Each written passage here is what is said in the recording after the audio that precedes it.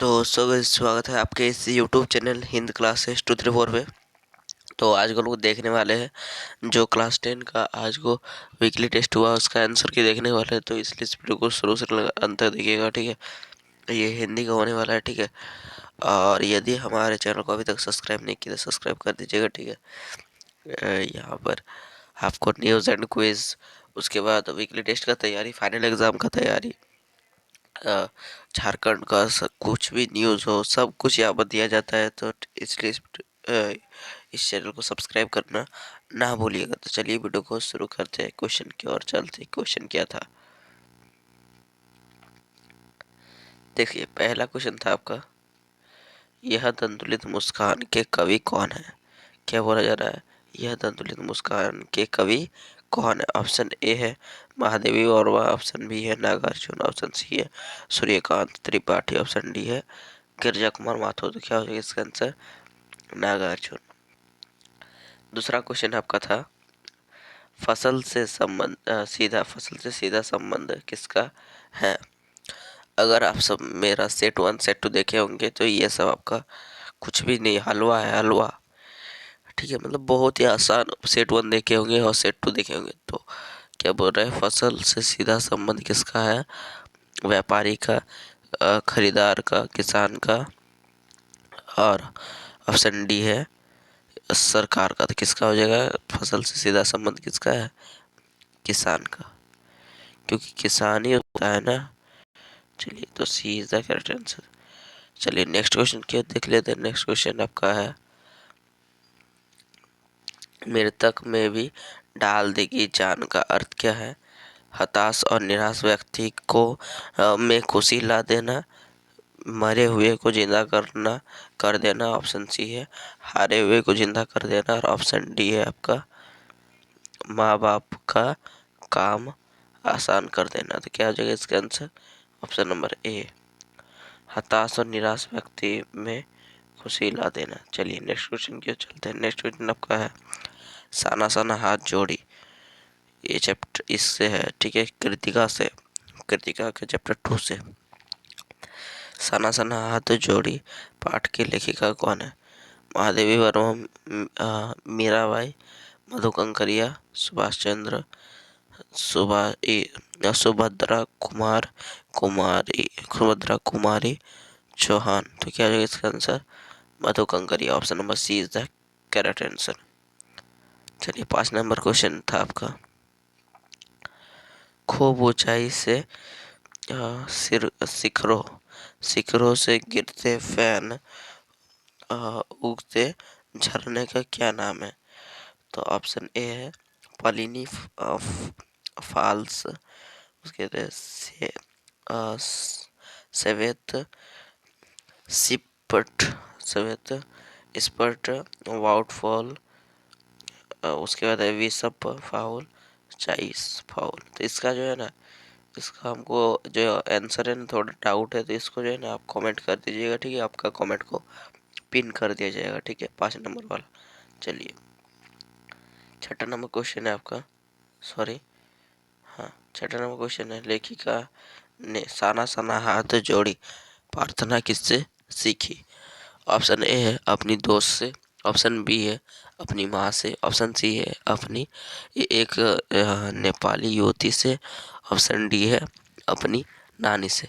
तो किससे सीखी थी साना साना हाथ जोड़ी ये वाला प्रार्थना, एक नेपाली युवती से। चलिए नेक्स्ट क्वेश्चन क्यों चल लेते हैं।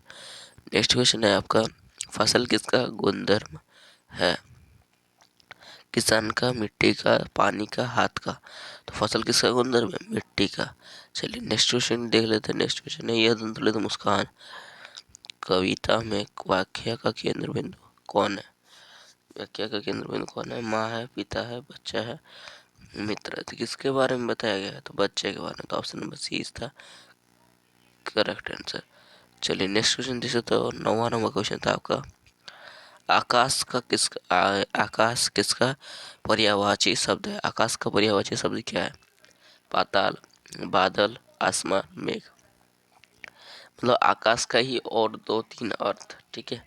तो क्या हो जाएगा, आसमान, option number C is the correct answer. चलिए नेक्स्ट क्वेश्चन की ओर देख लेते हैं। 10वां नंबर क्वेश्चन, श्री गणेश श्री गणेश श्री गणेश किसका मुहावर है? श्री गणेश का नाम मुहावरे का अर्थ क्या है? शुभ कार्य आरंभ करना, गणेश जी के दर्शन करना, कोई कार्य को खत्म करना, यात्रा करना। क्या हो जाएगा? शुभ कार्य आरंभ करना। Option number A is the correct answer. चलिए नेक्स्ट क्वेश्चन देख लेते हैं। सब्जेक्टिव क्वेश्चन था आपका। कवि के अनुसार फसल क्या है? फसल क्या है? फसल यही है। फसल कविता जो है ना, उसमें क्या है, ये इसका गुणधर्म है। पानी का गुणधर्म है। क्या क्या बोला गया है, वो जो फसल कविता पढ़े होंगे तो वहाँ पर आपको दिख जाएगा होगा। ठीक है। लेखिका लेखिका ने गंगटोक को किसका शहर कहा है? तो सपनों का संसार कहा है। ठीक है। क्या कहा है? सपनों का शहर कहा है। देखिए गंगटोक क्या था, वो गंगटोक गई थी तो पूरा वहाँ पर बोल रहा था नहीं कि चांद जैसे उल्टा पड़ा है। और क्या बोल रहा था? चांद जैसे उल्टा पड़ा है, तारे क्या हो रहे नीचे टिमटिमा रहे हैं, इस प्रकार बोला जा रहा था ना। तो सपनों का ये मेहनत कश का बादशाह का सर वाला है। मेहनत कश किसका सर का है? मेहनत कश बादशाहों का सर का है। मेहनत कश, सॉरी इसका आंसर हुआ ना मेहनत कश। कश मेहनत कश बादशाह।